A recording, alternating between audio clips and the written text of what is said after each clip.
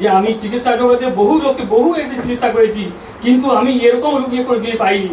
তখন ভাগবত মহারাজ মুচকি হেসে বললেন, আমি তোমাকে নেওয়ার জন্য এখানে এসেছি, আমি আমি তোমাকে উদ্ধার করার জন্য এখানে এনেছি। এই হলো তার অদূরদর্শী এবং ভক্ত বাৎসলীলা।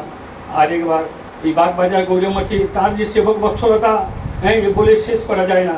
আমি একটি লীলা যাহা ওই ঋষিকেশ মহারাজের কাছে শুনেছিলাম তার কিঞ্চিত অনুকীর্তন করছি।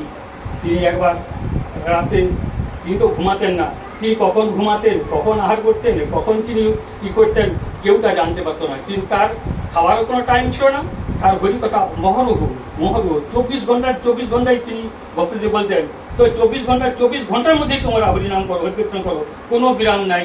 তোমরা এই জগতে অনেক ভাগ্যের ফল এসেছো, অনেক অনেক মহাজনের কৃপা হয়ে তোমরা এসেছো। হ্যাঁ, এবারে তোমরা কেন বৃথা সময় নষ্ট করবে, কেন কালাতিপাত করবে? সংসার এসেছো, সংসার এই মানব জীবন সার্থক করে তোমরা সবসময় হরিনাম করো।